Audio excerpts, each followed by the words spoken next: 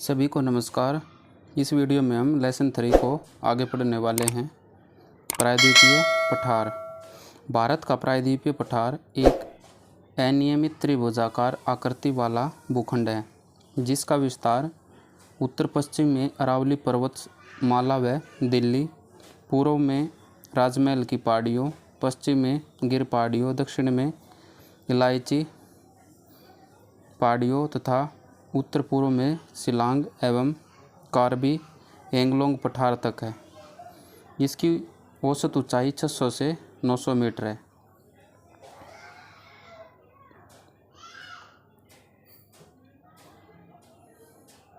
Next है, यह Gondwana land के टूटने एवं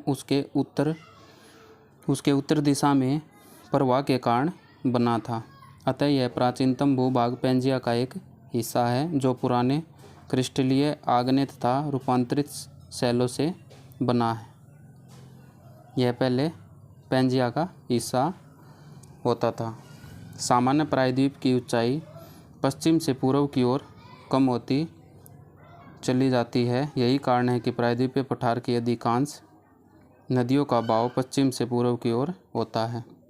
प्रायद्वीपीय पठार का ढाल उत्तर और पूर्व की ओर है जो सोन, चंबल और दामोदर नदियों के प्रवाह से स्पष्ट है। दक्षिणी भाग में इसका ढाल पश्चिम से पूर्व की ओर है जो गोदावरी, कृष्णा, महानदी, कावेरी नदियों के प्रवाह से स्पष्ट हुआ है। नेक्स्ट है, प्रायद्वीपीय नदियों में नर्मदा एवं ताप्ती नदियाँ अपवाद है क्योंकि इनके बहने की दिशा पूर्व से पश्चिम की ओर होती है। ऐसा भ्रंश घाटी से होकर बहने के कारण है। प्रायद्वीपीय पठार को पठारों का पठार कहते हैं क्योंकि यह अनेक पठारों से मिलकर बना है। केंद्रीय, उच्च भूमि, पूर्वी पठार, उत्तर पूर्वी पठार और दक्कन का पठार से मिलकर बना है। गुजरात की प्रमुख पहाड़ी उत्तर से दक्षिण क्रम में। सबसे पहले कच्छ पहाड़ी, मांडव पहाड़ी और बरदा पहाड़ी, गिरनार पहाड़ी, गिर पहाड़ी। सबसे पहले केंद्रीय उच्च भूमि।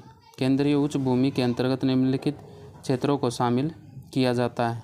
इसमें अरावली पर्वत, मालवा का पठार, विंध्य श्रेणी, मेवाड़ का पठार, बुंदेलखंड का पठार और सतपुड़ा श्रेणी शामिल है। सबसे पहले है अरावली पर्वत श्रेणी। अरावली पर्वत का विस्तार उत्तर पूर्व में दिल्ली रिज से लेकर दक्षिण पश्चिम में गुजरात के पालनपुर तक लगभग 800 किलोमीटर है। यह प्राचीनतम मोड़दार अवशिष्ट पर्वत का उदाहरण है जो राजस्थान बांगर को केंद्रीय उच्च भूमि से अलग करने वाली संरचना है। इसकी उत्पत्ति प्री कैम्ब्रियन काल में हुई थी। अरावली की अनुमानित आयु 510 मिलियन वर्ष मानी जाती है। अरावली संरचना पश्चिमी भारत का मुख्य जल विभाजक है जो राजस्थान मैदान के अपवा क्षेत्र को गंगा के मैदान के अपवा क्षेत्र से अलग करती है।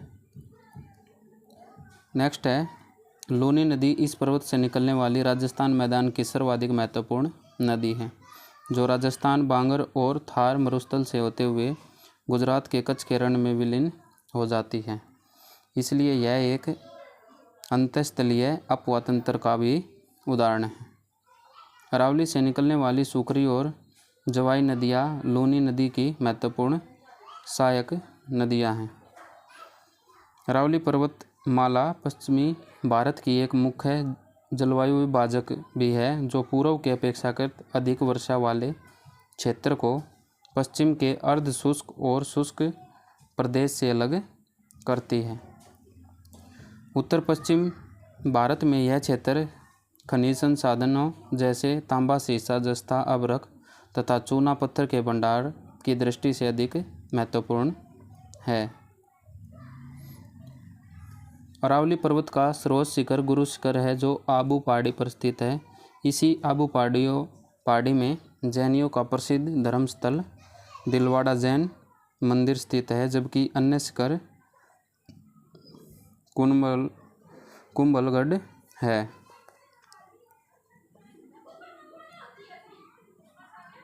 नेक्स्ट है मेवाड़ का पठार। मेवाड़ के पठार का विस्तार राजस्थान व मध्य प्रदेश में है।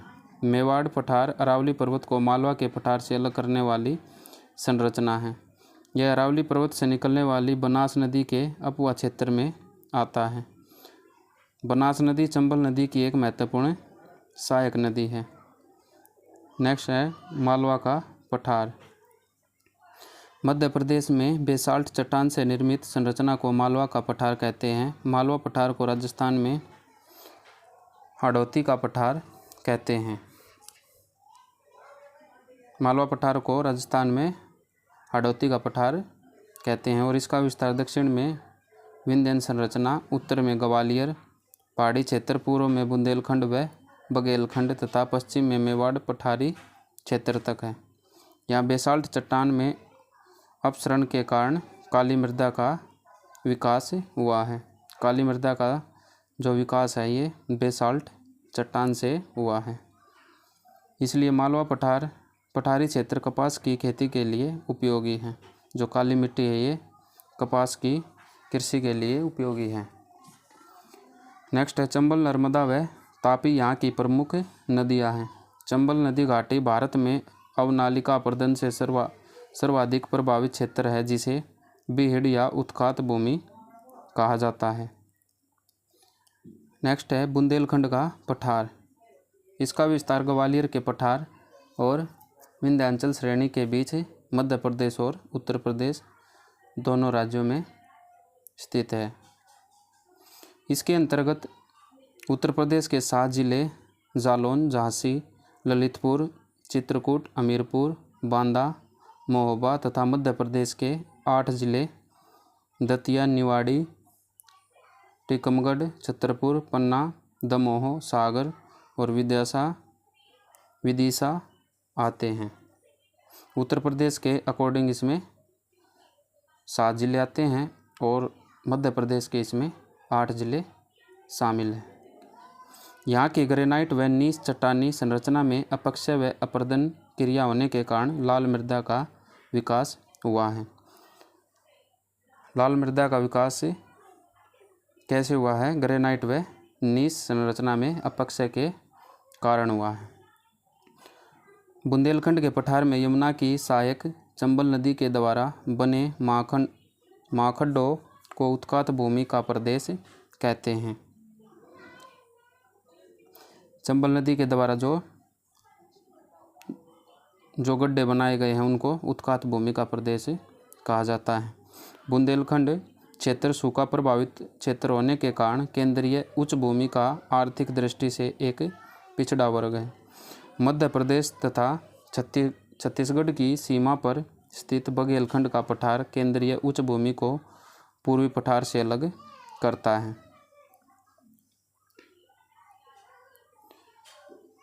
नेक्स्ट है विंध्यन श्रेणी। इसका विस्तार गुजरात से मध्य प्रदेश, उत्तर प्रदेश, बिहार, छत्तीसगढ़ तक है। कहाँ है इसका? गुजरात से लेकर मध्य प्रदेश है, उत्तर प्रदेश, बिहार और छत्तीसगढ़। इसे गुजरात में जोबट हिल और बिहार में कैमूर हिल कहते हैं। गुजरात में इसे क्या कहते हैं? जोबट हिल और बिहार में कैमूर हिल कहते हैं। विंध्यन श्रेणी के दक्षिण में नर्मदा नदी घाटी है, जो विंध्यन पर्वत को सतपुड़ा पर्वत से अलग करती है। नर्मदा घाटी विंध्यन पर्वत को सतपुड़ा से अलग करती है। विंध्यन श्रेणी कई पहाड़ियों की एक पर्वत श्रेणी है, जिसमें विंध्याचल, कैमूर, पारसनाथ की पहाड़ियाँ पाई जाती हैं। लाल बलुआ पत्थर और चूना पत्थर के चट्टान से निर्मित इस संरचना में धात्विक खनिज संसाधनों का अभाव है, मतलब ये खनिज यहाँ पर नहीं पाए जाते।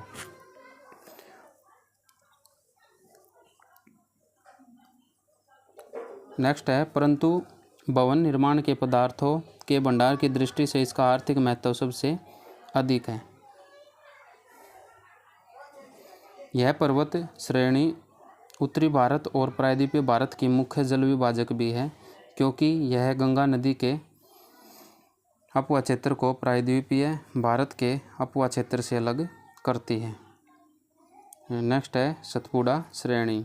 यह भारत के मध्य भाग में स्थित है और इसका विस्तार गुजरात से होते हुए मध्य प्रदेश, महाराष्ट्र की सीमा से लेकर छत्तीसगढ़ एवं छोटा नागपुर के पठार तक है। यह पश्चिम से पूर्व राजपीपला की पहाड़ी, महादेव पहाड़ी एवं मैकाल श्रेणी के रूप में फैली हुई है। मैकाल श्रेणी, महादेव पहाड़ी, ये सब सतपुड़ा श्रेणी के भाग हैं। इस पर्वत श्रेणी की सर्वोच्च चोटी धूपगढ़ है जो महादेव पर्वत पर स्थित है। मैकाल श्रेणी की सर्वोच्च चोटी अमरकंटक 1065 मीटर, कहाँ पर है, ये भी सतपुड़ा श्रेणी में स्थित है। मैकाल श्रेणी की सर्वोच्च चोटी अमरकंटक, ये हो गया, यहाँ से नर्मदा व सोन नदी का उद्गम हुआ है। कहाँ से हुआ है? अमरकंटक से। नर्मदा और सोन का उद्गम अमरकंटक से हुआ है। नेक्स्ट है, यह एक ब्लॉक पर्वत है जिसका निर्माण मुख्यतः ग्रेनाइट एवं बेसाल्ट चट्टानों से हुआ है।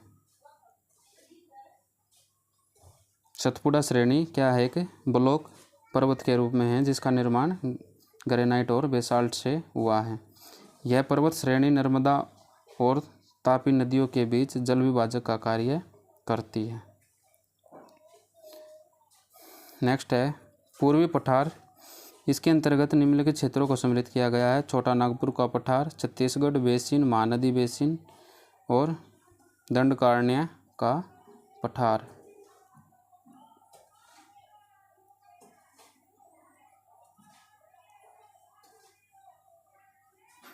सबसे पहले है छोटा नागपुर का पठार।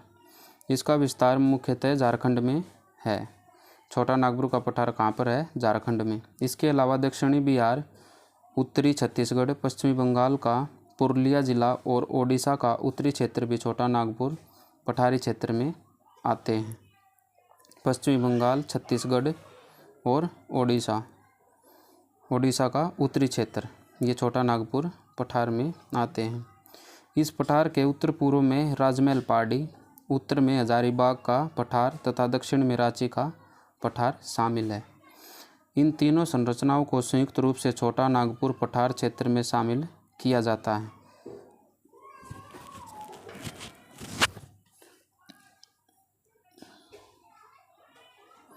नेक्स्ट है दामोदर नदी रांची के पठार को हजारीबाग के पठार से अलग करती है। दामोदर जो नदी है वो रांची के पठार को हजारीबाग के पठार से अलग करती है। यह छोटा नागपुर के पठार की सबसे बड़ी नदी है। कौन सी नदी है? दामोदर। छोटा नागपुर के पठार की सबसे बड़ी नदी दामोदर है और जो रांची के पठार को हजारीबाग के पठार से अलग करती है। दामोदर नदी बेसिन कोयला भंडार की दृष्टि से भारत का सर्वाधिक महत्वपूर्ण क्षेत्र है। सबसे ज़्यादा कोयला कहाँ पर मिलेगा? दामोदर नदी में। हजारीबाग पठार की चोटी पारसनाथ हिल छोटा नागपुर पठार की सबसे ऊंची चोटी है। छोटा नागपुर पठार की सबसे ऊंची चोटी पारसनाथ हिल है। जैनियों का प्रसिद्ध तीर्थ स्थल पारसनाथ हिल है। रांची पठार से निकलने वाली स्वर्ण रेखा नदी छोटा नागपुर की दूसरी सबसे बड़ी नदी है। स्वर्ण रेखा नदी है छोटा नागपुर की दूसरी सबसे बड़ी नदी है। रांची के समीप इस नदी पर हुंडरू जलप्रपात है। कौन सा प्रपात है? हुंडरू जलप्रपात है। छोटा नागपुर पठारी क्षेत्र में ग्रेनाइट चट्टान से निर्मित उच्च स्थलाकृति या द्वीप रूपीय स्थलाकृति को पाट भूमि कहते हैं। और ये जो पाट भूमि है किससे निर्मित है? ग्रेनाइट चट्टान से निर्मित है। पाट भूमि कहाँ पर है? छोटा नागपुर पठार में। भूगर्भिक संरचना की दृष्टि से पाट क्षेत्र एक उत्खित भूखंड का उदाहरण है। ये किसका उदाहरण है? उत्थित भूखंड का। नेक्स्ट है Chhattisgarh basin, Mahanadi basin. Chhattisgarh basin का विस्तार छत्तीसगढ़ एवं उड़ीसा दो राज्यों में हुआ है, जिसका निर्माण अवतलन या धसाव की प्रक्रिया द्वारा हुआ है। छत्तीसगढ़ बेसिन है, इसका जो निर्माण हुआ वो अवतलन या धसाव की प्रक्रिया के कारण एक प्लेट का दूसरी प्लेट के नीचे सेपन होना क्षेपण होने से इसका निर्माण हुआ है। छत्तीसगढ़ बेसिन छोटा नागपुर के रांची पठार को दंडकारण्य पठार से अलग करता है तथा स्वयं महानदी के द्वारा छोटा नागपुर पठार के रांची पठार से अलग होता है। यहाँ पर महानदी तथा उसकी सहायक नदियाँ शिवनाथ, हसदो, मांड, ईब आदि ये सब प्रवाहित होती हैं। छत्तीसगढ़ बेसिन में गोंडवाना क्रम की संरचना पाई जाती है, जिसके कारण ही यहाँ कोयला भंडार की प्रचुर उपलब्धता होती है। नेक्स्ट है दंडकारण्य का पठार। इसका विस्तार ओडिशा, छत्तीसगढ़, महाराष्ट्र, आंध्र प्रदेश, तेलंगाना इन 5 राज्यों में इसका विस्तार है। अतः यह भारत के मध्यवर्ती भाग में है। यह अत्यंत ही उबड़ खाबड़ एवं अनुपजाऊ क्षेत्र है, लेकिन खनिज संसाधनों के भंडार की दृष्टि से महत्वपूर्ण है। गोदावरी की सहायक नदी इंद्रावती का उद्गम इसी क्षेत्र में होता है। इंद्रावती जो नदी है उसका उद्गम स्थल कहाँ पर है? दंडकारण्य का पठार में। नेक्स्ट है भारत में टीन धातु दंडकारण्य पठार में स्थित बस्तर क्षेत्र में पाई जाती है। जो टीन धातु है ये कहाँ पर पाई जाती है? दंडकारण्य के पठार में, बस्तर क्षेत्र में पाई जाती है। प्रमुख पहाड़ी पर्वत और उनके राज्य। बटेश्वर पहाड़ी बिहार में स्थित है। बिलारी श्रृंखला है ये कर्नाटक में स्थित है। और चिन श्रृंखला मणिपुर में, और दोसी या डोसी की पहाड़ी हरियाणा में स्थित है। नेक्स्ट है उत्तर पूर्वी पठार। इसमें सबसे पहले मेघालय का पठार। उत्पत्ति एवं संरचना की दृष्टि से मेघालय का पठार प्रायद्वीपीय पठार छोटा नागपुर का पठार का ही पूर्वी विस्तार है, जो राजमहल गारो गैप अथवा मालदा गैप के द्वारा अलग हुआ है। किसके द्वारा अलग हुआ है ये? राजमहल गारो गैप और मालदा गैप के द्वारा अलग हुआ है।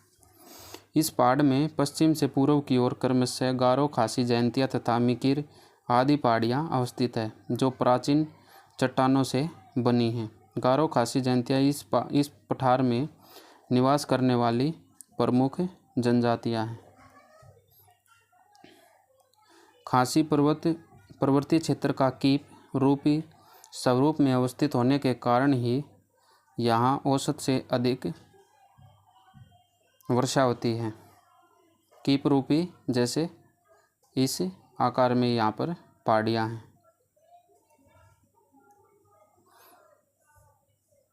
यही कारण है कि यहाँ खासी पहाड़ी के दक्षिण में स्थित मानसीराम एवं चेरापूंजी विश्व में सर्वाधिक वर्षा वाले क्षेत्रों में गिने जाते हैं। क्यों गिने जाते हैं? क्योंकि यहाँ पर कीप रूपी इन पहाड़ियाँ हैं, ये कीप के आकार की पहाड़ियाँ हैं। यहाँ धारवाड़ संरचना से निर्मित शिलांग रेंज सबसे ऊंचा पर्वतीय क्षेत्र है, सबसे ऊंचा शिलांग रेंज है, इसलिए इसे शिलांग के पठार के नाम से भी जाना जाता है। इस क्षेत्र की सबसे ऊंची चोटी नोकरेक जो मेघालय में स्थित है, नोकरेक मेघालय में स्थित है। औसत से अधिक वर्षा होने के कारण यहाँ लैटेराइट मिट्टी तथा सदाबहार वनों का विकास हुआ है।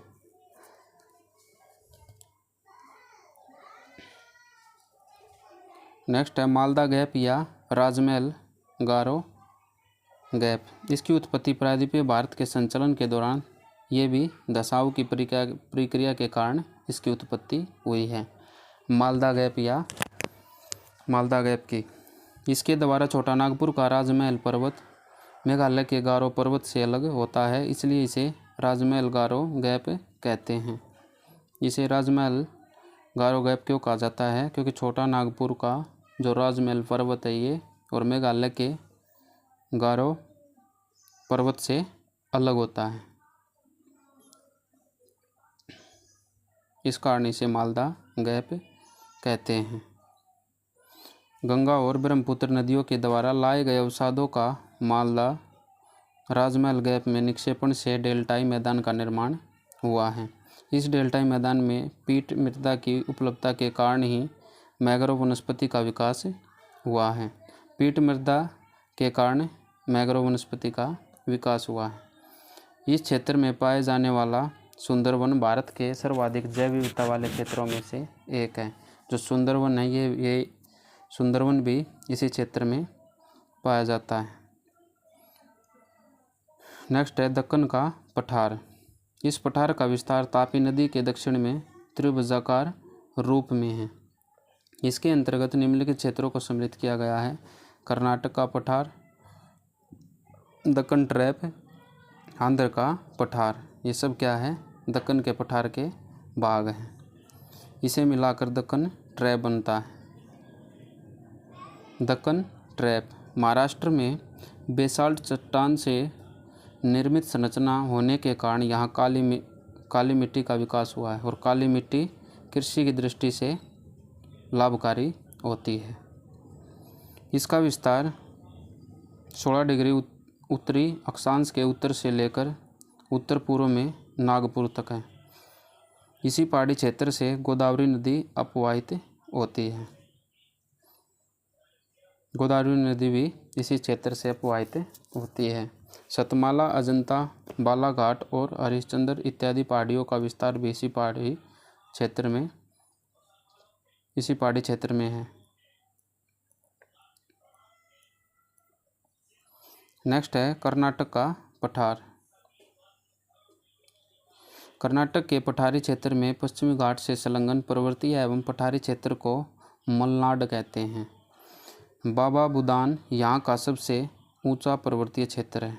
बाबा बुदान कर्नाटक के पठार का सबसे ऊंचा क्षेत्र है तथा मुल्यानगिरी इसकी सबसे ऊंची चोटी है। कर्नाटक के पठार की सबसे ऊंची चोटी मुल्यानगिरी है। मलनाड से संलग्न पूर्व में अपेक्षाकृत कम ऊंचे पठारी क्षेत्र को मैदान कहते हैं, जिसमें औसत से अधिक ऊंचे मैदानी क्षेत्र को बंगलुरु का पठार एवं मैसूर का पठार के नाम से जाना जाता है। कर्नाटक में धारवाड़ संरचना का विकास होने के कारण पठारी क्षेत्र धात्विक खनिजों के भंडार की दृष्टि से महत्वपूर्ण है। यहाँ लोह का सर्वाधिक भंडार हुआ है। लोह का सर्वाधिक भंडार कर्नाटक के पठार में हुआ है, जिसके लिए बाबा बुदान पर्वतीय क्षेत्र अधिक महत्वपूर्ण है। मैसूर के पठार में ही कावेरी नदी का अपवा क्षेत्र है। कृष्णा, कावेरी, तुंगभद्रा, श्रावती व भीमा यहाँ की प्रमुख नदियाँ हैं। श्रावती नदी पर भारत का महत्वपूर्ण जलप्रपात है, जिसे जोग या गरसोपा जलप्रपात कहते हैं।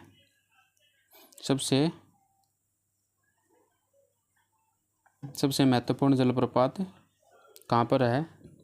जोग जलप्रपात है और ये कहाँ पर है? कर्नाटक का पठार में। इसे महात्मा गांधी जलप्रपात भी कहते हैं। कुंचिकल जलप्रपात भारत का सबसे ऊंचा जलप्रपात है। इसकी ऊंचाई 455 मीटर है, जो कि शिमोगा जिले कर्नाटक में वराई नदी पर है। सबसे ऊंचा जलप्रपात कौन सा है? शिमोगा। और ये कहाँ पर है? कर्नाटक में। किस नदी पर? वराई नदी पर। नेक्स्ट है आंध्र का पठार। आंध्र के पठार के अंतर्गत रायलसीमा का पठार, तेलंगाना के पठार को शामिल किया जाता है। कृष्णा नदी बेसिन के दक्षिण के पठारी क्षेत्र को रायलसीमा का पठार कहते हैं, जहाँ दक्षिणी भाग है, इस दक्षिणी भाग को क्या कहते हैं? रायलसीमा का पठार, जहाँ वेलिकोंडा, पालकोंडा, नल्लामलाई पर्वतों का विस्तार है। जबकि कृष्णा नदी बेसिन के उत्तर में स्थित पहाड़ी क्षेत्र को तेलंगाना का पठार कहते हैं। उत्तर में जो पठार है उसको तेलंगाना का पठार कहते हैं। इसका सबसे ऊपरी भाग, तेलंगाना के पठार का जो सबसे ऊपरी भाग है तथा दक्षिणी हिस्सा उपजाऊ मैदान है।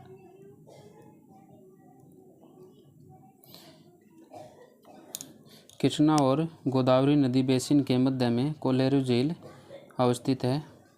कोलेरू झील भी यहीं पर उपस्थित है, जो एशिया की सबसे बड़ी दलदली भूमि है।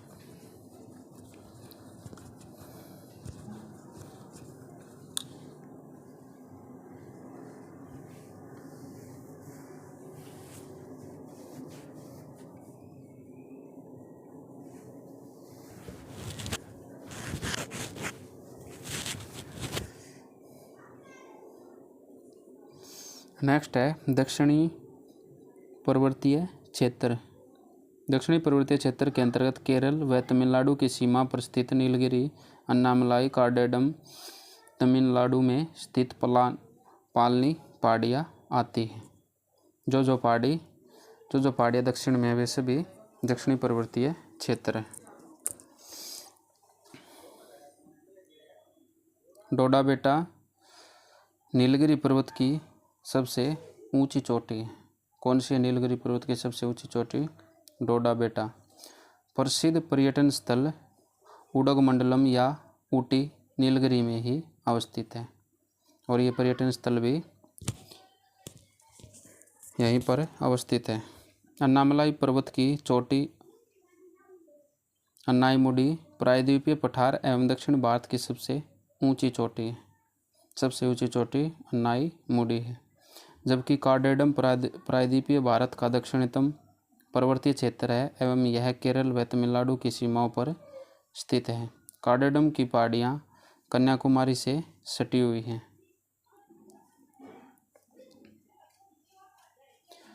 नेक्स्ट है नीलगिरी और अन्नामलाई के बीच पालघाट दर्रा स्थित है। नीलगिरी और अन्नामलाई के बीच में पालघाट दर्रा है, जो पलक्कड़ को कोयम्बटूर से जोड़ता है।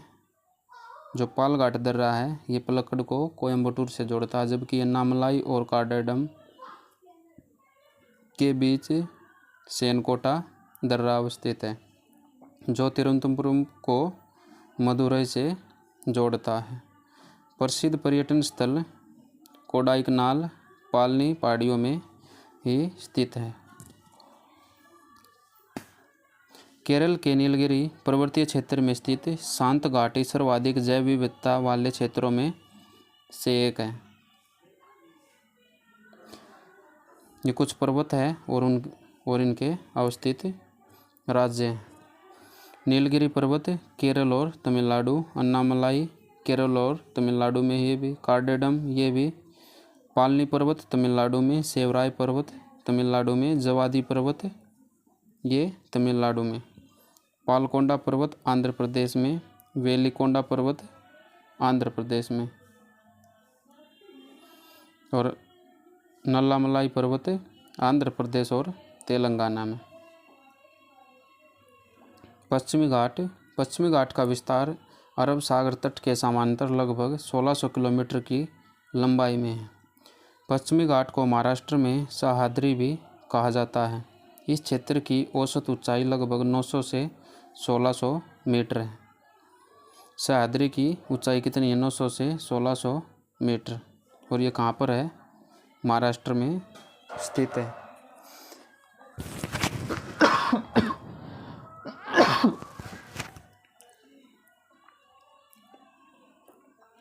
इस क्षेत्र की औसत ऊंचाई ये हो गया 900 से 1600। महाबलेश्वर, कलसुबाई, हरिश्चंद्र आदि यहाँ की प्रमुख चोटियाँ हैं। यह उत्तर में तापी नदी के मुँह आने महाराष्ट्र गुजरात की सीमा पर, उससे गुजरात, महाराष्ट्र, गोवा, कर्नाटक, केरल तथा तमिलनाडु के कन्याकुमारी अंतरिक्ष तक फैला हुआ है।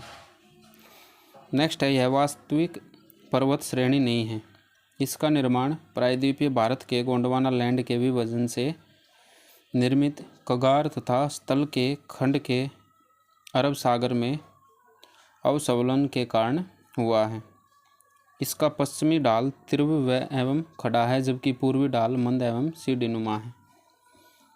महाबलेश्वर के पास ही गोदावरी, भीमा और कृष्णा आदि नदियों का उद्गम स्थान है। यहाँ की नदियाँ अपने मुँह आने पर जवारमुख या एस्चुरी का निर्माण करती है। ये कुछ प्रायद्वीपीय भारत के दर्रे हैं। थाल घाट दर्रा ये महाराष्ट्र मुंबई नासिक में स्थित है। भोर घाट ये भी महाराष्ट्र मुंबई पुणे में स्थित है।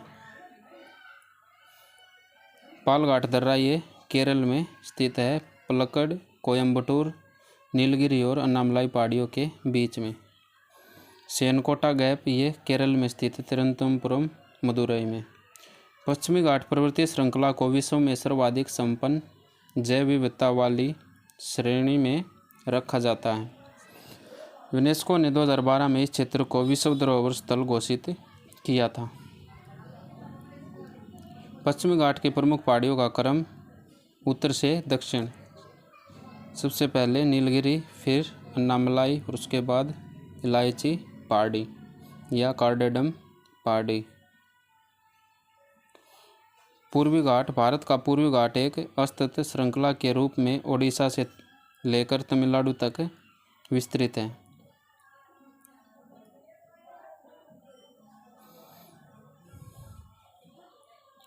गोदावरी, कृष्णा, कावेरी, महानदी तथा पलार आदि बड़ी नदियों द्वारा विच्छेदित होकर एवं अत्यंत अपर्दन के कारण पूर्वी घाट की औसत ऊंचाई पश्चिमी घाट की अपेक्षा कम है।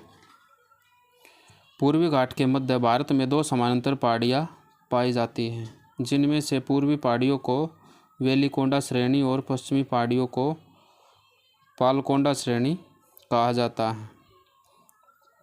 पूर्वी घाट में कटीले शिखर, तिरुडाल सहित अत्यंत विषम एवं उबड़ खाबड़ पहाड़ी क्षेत्रों का निर्माण हुआ, जिसे जीवादी, सेवराय आदि पहाड़ियों के रूप में देखा जा सकता है और जो अंत में नीलगिरी में मिल जाती है।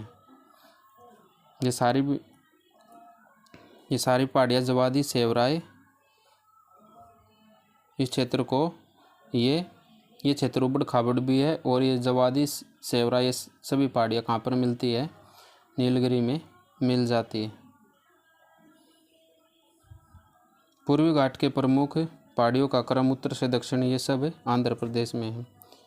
नल्लामलाई पहाड़ी, वेलिकोंडा, पालकोंडा और नगारी पहाड़ी।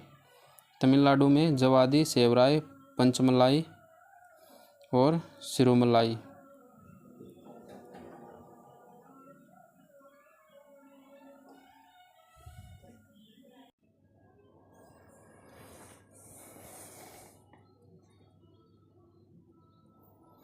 नेक्स्ट है तटीय मैदान।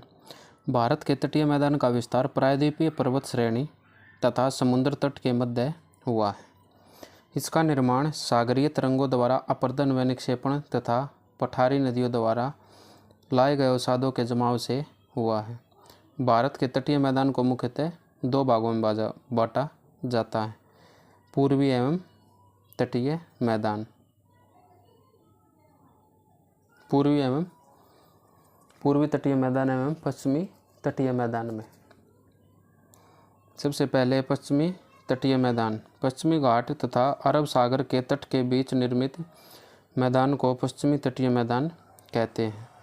इसका विस्तार गुजरात के सूरत से तमिलनाडु के कन्याकुमारी तक है। गुजरात के सूरत से तमिलनाडु के कन्याकुमारी तक।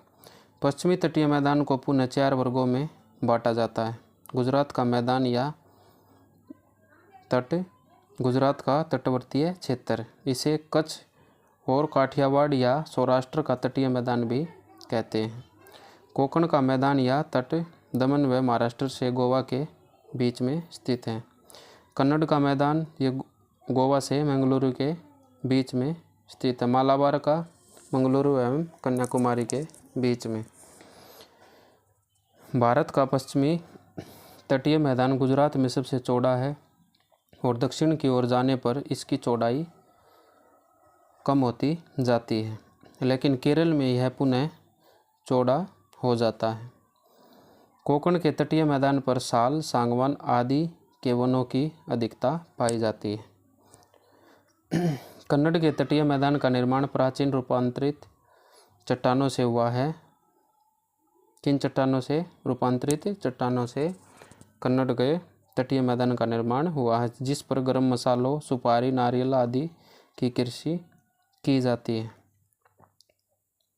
मालाबार के तटीय मैदान में कयाल या लैगून पाए जाते हैं, जिनका प्रयोग मछली पकड़ने, अंतर्देशीय जल परिवहन के साथ पर्यटन स्थलों के रूप में किया जाता है। केरल के पन्नामदा कयाल में प्रतिवर्ष नेहरू ट्रॉफी वल्लमकाली प्रतियोगिता का आयोजन किया जाता है।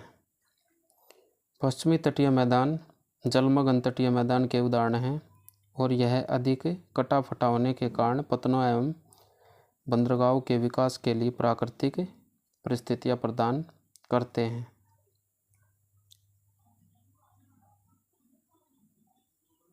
नेक्स्ट है पूर्वी तटीय मैदान। पूर्वी घाट तथा बंगाल की खाड़ी के तट के बीच निर्मित मैदान को पूर्वी तटीय मैदान कहते हैं।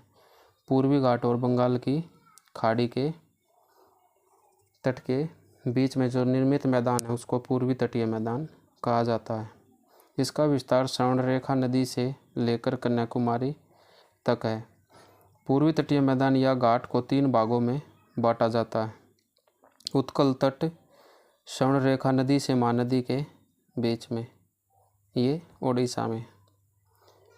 उत्तरी सरकार तट ये महानदी से कृष्णा नदी के बीच में है, ओडिशा और आंध्र प्रदेश में। कोरोमंडल ये कृष्णा नदी से कन्याकुमारी के बीच में, आंध्र प्रदेश एवं तमिलनाडु में।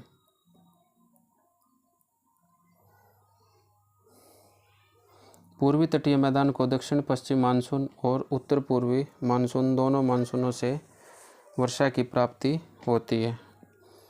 इस क्षेत्र में चिकनी मिट्टी की प्रधानता के कारण चावल की खेती अधिक की जाती है।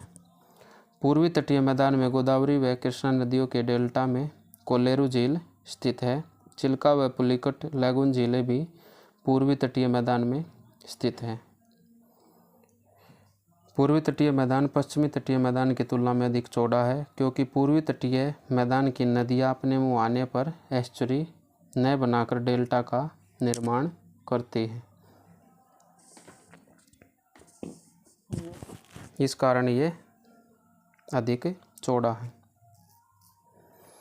पूर्वी तटीय मैदान पर उत्तर से दक्षिण स्थित प्रमुख डेल्टा निम्नलिखित है। महानदी डेल्टा ओडिशा में, गोदावरी डेल्टा आंध्र प्रदेश में, कृष्णा डेल्टा आंध्र प्रदेश और कावेरी डेल्टा ये तमिलनाडु में। भारत के द्वीप समूह को मुख्यतः 2 भागों में बांटा जा सकता है। पहला बंगाल की खाड़ी में स्थित अंडमान और निकोबार द्वीप समूह, अरब सागर में स्थित लक्षद्वीप समूह तथा दूसरे अन्य द्वीप समूह जो निम्न हैं। एक द्वीप समूह अंडमान एवं निकोबार, एक लक्षद्वीप और अन्य श्रीहरिकोटा, पंबन, न्यूमूर द्वीप, अब्दुल कलाम द्वीप या व्हीलर द्वीप, माजुली द्वीप या नदी द्वीप। अंडमान एवं निकोबार द्वीप समूह यह बंगाल की खाड़ी में अवस्थित है। लगभग 572 छोटे द्वीपों से मिलकर ये द्वीप बना है। मुख्यतः ये द्वीप समुद्र में जलमग्न पर्वत के भाग है। कुछ द्वीपों की उत्पत्ति ज्वालामुखी क्रिया से भी जुड़ी है। 10 डिग्री उत्तरी अक्षांश अंडमान द्वीप को निकोबार से अलग करता है। अंडमान निम्नलिखित द्वीपों का समूह है: उत्तरी अंडमान एवं मध्य, दक्षिणी और लिटिल अंडमान। इस द्वीप समूह की मुख्य पर्वत चोटियों में सैडल चोटी जो उत्तरी अंडमान लगभग 738 मीटर ऊंची है, माउंट डिओवोली ये मध्य अंडमान में 515 मीटर, माउंट कोयब दक्षिणी अंडमान में लगभग 460 मीटर और माउंट थ्रोलर ये ग्रेट निकोबार में है 642 मीटर ऊंची है। ये भी इसी में शामिल है। अंडमान एवं निकोबार की राजधानी अंडमान द्वीप पर स्थित है। यहीं पर प्रसिद्ध सेल्यूलर जेल है। कोको स्ट्रेट अंडमान ये उत्तरी अंडमान के उत्तर में स्थित है, जो अंडमान को म्यांमार के कोको द्वीप समूह से अलग करती है। दक्षिणी अंडमान एवं लिटिल अंडमान के बीच दक्कन पास पाया जाता है। मध्य अंडमान के पूर्व में बैरन द्वीप स्थित है, जो भारत का एकमात्र सक्रिय ज्वालामुखी है। जबकि बैरन द्वीप कहाँ पर है? मध्य अंडमान के पूर्व में, और भारत का सक्रिय ज्वालामुखी यहीं पर स्थित है। जबकि उत्तरी अंडमान के पूर्व में स्थित नोरकेडनम एक सुषुप्त ज्वालामुखी द्वीप है। निकोबार भी कई द्वीपों का समूह है। कार निकोबार, लिटिल निकोबार और great Nicobar. 6 degree channel great Nicobar को सुमात्रा से अलग करता है। ग्रेट निकोबार द्वीप भौगोलिक रूप से इंडोनेशिया के सुमात्रा द्वीप के सबसे निकट अवस्थित भारतीय क्षेत्र है। भारत का दक्षिणतम बिंदु इंदिरा पॉइंट है, जो ग्रेट निकोबार के दक्षिण में स्थित है, और 2004 की सुनामी के कारण यह जल में डूब गया है। इंदिरा पॉइंट का अन्य नाम पिगमेलियन पॉइंट है। पिगमेलियन पॉइंट इंदिरा पॉइंट का अन्य नाम है। अंडमान एवं निकोबार द्वीप समूह की सबसे ऊंची चोटी सैडल पीक है, जो उत्तरी अंडमान में स्थित है, और माउंट थूलियर अंडमान एवं निकोबार की दूसरी सबसे ऊंची चोटी है, जो ग्रेट निकोबार में स्थित है। यहाँ जारवा, साम्पेन, सेंटिनलीज आदि प्रमुख जनजातियाँ पाई जाती हैं। जनजातियों के लोग आज भी अपने आदिम स्थिति में जीवन यापन करते हैं।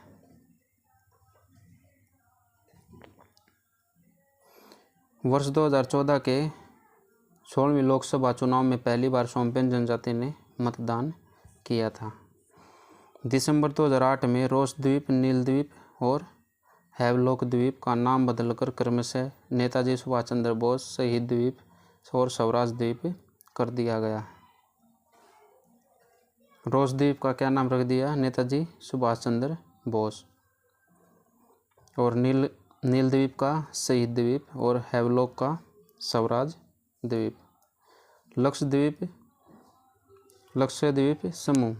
लक्षद्वीप अरब सागर में प्रवाल भित्तियों द्वारा निर्मित एक द्वीप समूह है। यहाँ द्वीपों की कुल संख्या 36 है, जबकि इनमें से केवल 10 ही आबाद हैं। कवारती लक्षद्वीप की राजधानी है, जो 9 डिग्री चैनल के उत्तर में स्थित है।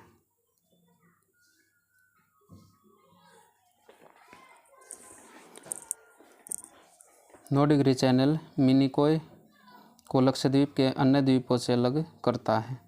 मिनिकॉय लक्षद्वीप का सबसे बड़ा द्वीप कौन सा है? मिनिकॉय। 8 डिग्री चैनल लक्षद्वीप को मालदीव से अलग करता है। और जो अन्य जो छोटे छोटे द्वीप है, इसमें हरिकोटा है। श्री हरिकोटा ये आंध्र प्रदेश के तट पर स्थित है। इसी द्वीप पर भारत का एकमात्र उपग्रह प्रक्षेपण केंद्र सतीश धवन अंतरिक्ष केंद्र स्थित है। हरिकोटा में कौन सा है? सतीश धवन अंतरिक्ष केंद्र। श्री हरिकोटा पुलिकट झील को बंगाल की खाड़ी से अलग करता है। पुलिकट झील आंध्र प्रदेश एवं तमिलनाडु राज्य की सीमाओं पर स्थित है। नेक्स्ट है पंबन द्वीप। यह आदम ब्रिज अथवा राम सेतु का ही भाग है तथा भारत एवं श्रीलंका के बीच में स्थित है। यहाँ पर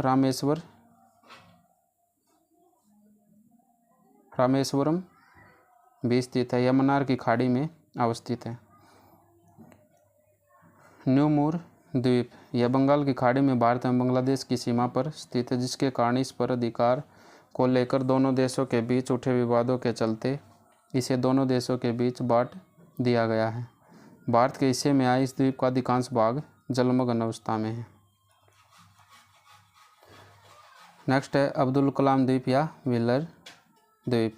यह उड़ीसा के सागर तट से परे राजधानी भुवनेश्वर से लगभग 150 किलोमीटर की दूरी पर स्थित एक द्वीप है।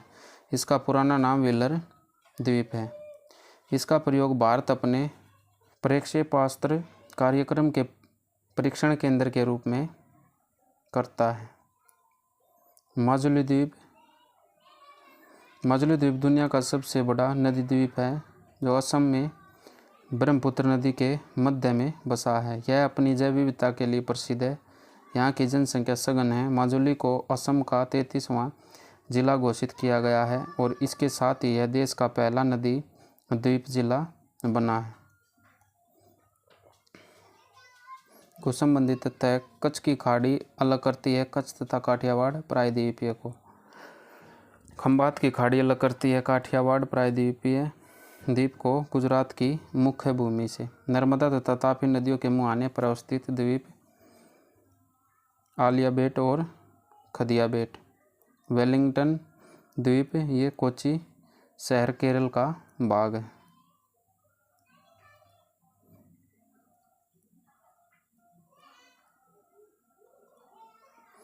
भारत का शीत मरुस्थल लद्दाख को कहा जाता है। पश्चिमी घाट की सबसे ऊंची चोटी अन्नामुडी, दक्षिणी भारत की सबसे ऊंची चोटी अन्नामुडी, पूर्वी घाट की सबसे ऊंची चोटी महेंद्रगिरी ओडिशा में स्थित है और कुछ अन्य स्रोतों में जिंदगड़ा आंध्र प्रदेश में भी मिलता है। गढ़जात की पहाड़ियाँ ओडिशा में और महाराष्ट्र की सबसे ऊंची चोटी कलसुबाई में। भारत के हिमालयी राज्य एवं केंद्र शासित प्रदेश जम्मू कश्मीर, लद्दाख, हिमाचल प्रदेश, उत्तराखंड, सिक्किम, अरुणाचल प्रदेश, मेघालय, नागालैंड, मणिपुर, मिजोरम, त्रिपुरा, असम एवं पश्चिमी बंगाल शामिल हैं। नेक्स्ट है, ये मेंस में भी क्वेश्चन पूछा गया था, भारत को उपमहाद्वीप क्यों कहा जाता है।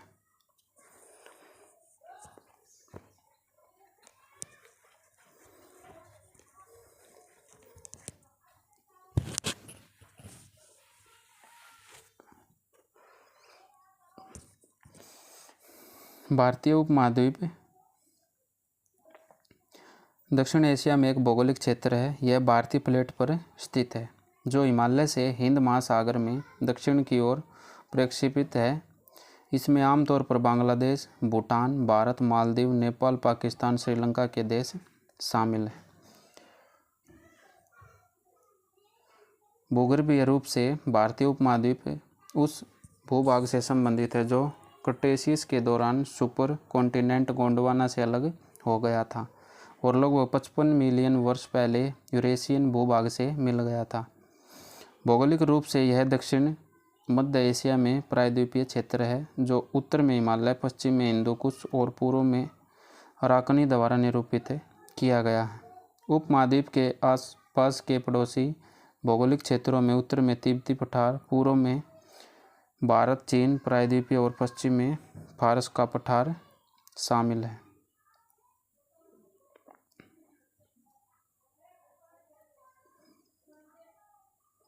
नेक्स्ट है, दक्षिण एशिया का यह प्राकृतिक भौतिक भूभाग शेष यूरेशिया से अपेक्षाकृत अलग थलग है। हिमालय, काराकोरम और हिंदुकुश पर्वत इसकी उत्तरी सीमा बनाते हैं।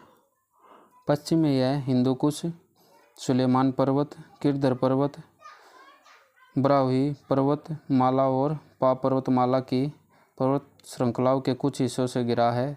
इस सीमा के साथ पश्चिमी तह बेल्ट के साथ ही भारतीय प्लेट की पश्चिमी सीमा है जहां पूर्वी हिंदुकुश के साथ अफगानिस्तान पाकिस्तान सीमा स्थित है। पूर्व में यह पटकाई, नागालुसाई और चीनी पहाड़ियों से घिरा है। हिंद महासागर, बंगाल की खाड़ी, अरब सागर दक्षिण पूर्व तथा दक्षिण पश्चिम में भारतीय उपमहाद्वीप की सीमा बनाते हैं। भारत और पड़ोसी देश एशियाई महाद्वीप के दक्षिण में स्थित भारतीय उपमहाद्वीप में स्थित है। इसे एक उपमहाद्वीप माना जाता है क्योंकि इसमें भूमि का एक विस्तृत क्षेत्र शामिल है जिसमें उत्तर में हिमालय क्षेत्र शामिल है। यह दक्षिण में हिंद महासागर, दक्षिण पश्चिम में अरब सागर तथा दक्षिण पूर्व में बंगाल की खाड़ी से घिरा हुआ है और यह उत्तर में मध्य एशिया और पश्चिम में ईरान, पूर्व में भारत चीन तथा उत्तर पूर्व में चीन के साथ भूमि सीमा साझा करता है। उपमहाद्वीप के भीतरी ही लोगों, भाषा और धर्मों की एक विस्तृत विविधता है। उनका वितरण काफ़ी हद तक भूमि के भौतिक पहलुओं का परिणाम है, जो बदले में प्रवास और आक्रमण जैसी ऐतिहासिक घटनाओं को आकार देता है। हालांकि कई मतभेदों के बावजूद मूल रूप से सामाजिक, सांस्कृतिक, आर्थिक जीवन शैली में कई समानताएं भी हैं, जो अद्वितीय है और इस क्षेत्र को एक उपमहाद्वीप बनाती है। ये कुछ क्वेश्चन है, ये हमारे टेलीग्राम चैनल पर ये PDF अपलोड कर दी जाएगी, इसे वहाँ से देख लेना। तो ये लेसन ख़त्म हो चुका है। मिलते हैं नेक्स्ट वीडियो में, तब तक के लिए धन्यवाद।